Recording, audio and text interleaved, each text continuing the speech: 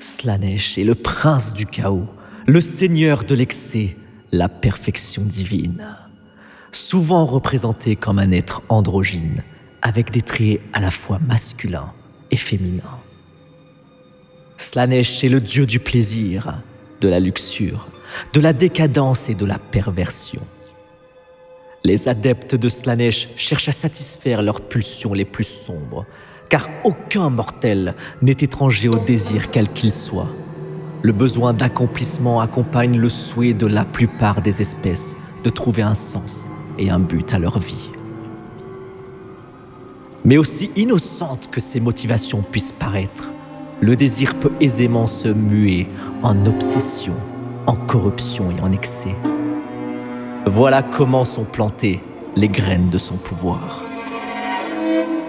Son chiffre sacré est le 6, et sa rune est à la fois un signe et une source de corruption.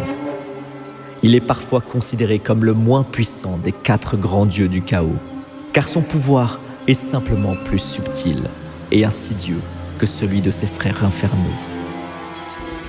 Tout désir nourrit sa puissance, de la gladiatrice sanguinaire dévote de Khorne ou du sournois politicien fidèle de Tzench.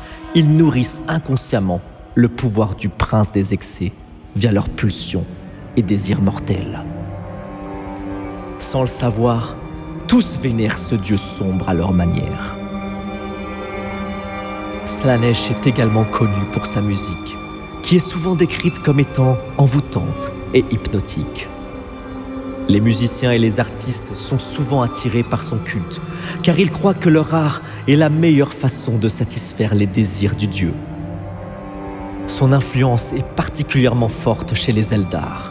Ils sont à la source de la création du dieu, en raison de leur décadence et de leur propre désir de plaisir poussé à l'extrême. C'est d'ailleurs son apparition qui a créé le déclin de la race.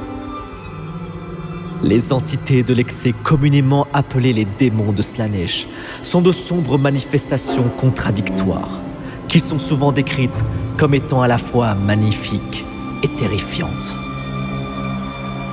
Ils sont souvent associés à la luxure, à la beauté et à la perfection.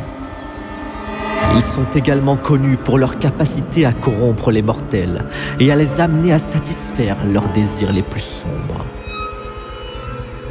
Il est le prince noir, le seigneur des excès, le saint patron des choses les plus exquises. Et au final, toutes les émotions, les impulsions et les désirs lui appartiennent, même ceux de ses divins rivaux.